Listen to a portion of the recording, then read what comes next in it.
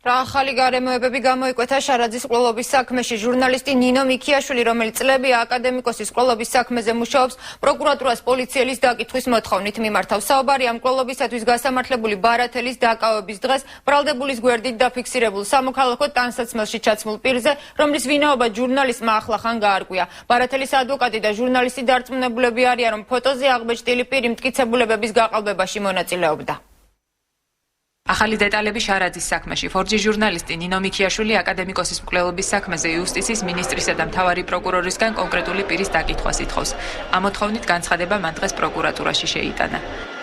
აი ეს პირი, კაკო გაფრინდაშვილი, რომელიც გურამ შარაძის მკვლელობის დროს იყო ძველი თბილისის პოლიციის თანამშრომელი.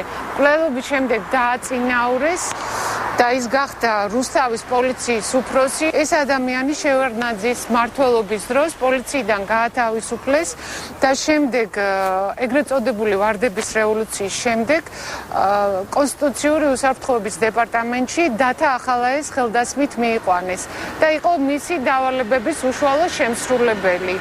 მასობრივი ინფორმაციის საშუალებებით გავრცელდა ცნობა იმის შესახებ, რომ თავდაცვის ყოფილი მინისტრის ირაკლი ოქრუაშვილის ყოფილ მძღოლს ამჟამად მსჯავრდებულ გიორგი ჩიხლაძეს დათა ახალაია საკუთარ კაბინეტში დაემუქრა.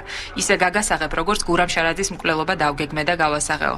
ბარათელის ადვოკატის მამუკა ნოზაძის ცნობით მსჯავრდებული გიორგი ჩიხლაძემ მზადაა გამოძიებას ჩვენება მისცეს.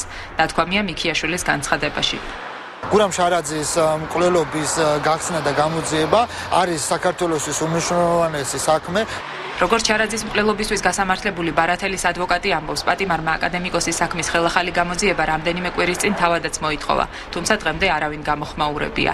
წარდგენილი იქნა კონკრეტული ფოტო, სადაც ასახულია გამოხატულია ერთ-ერთი პოლიციელი, რომელსაც ამ გიორგი ბარათელის მიმართ ჩადენილ უკანონობაში დიდი წვლილი მიუძღვის და ჩვენ ვითხოვთ ამ პოლიციელის დაკითხვას.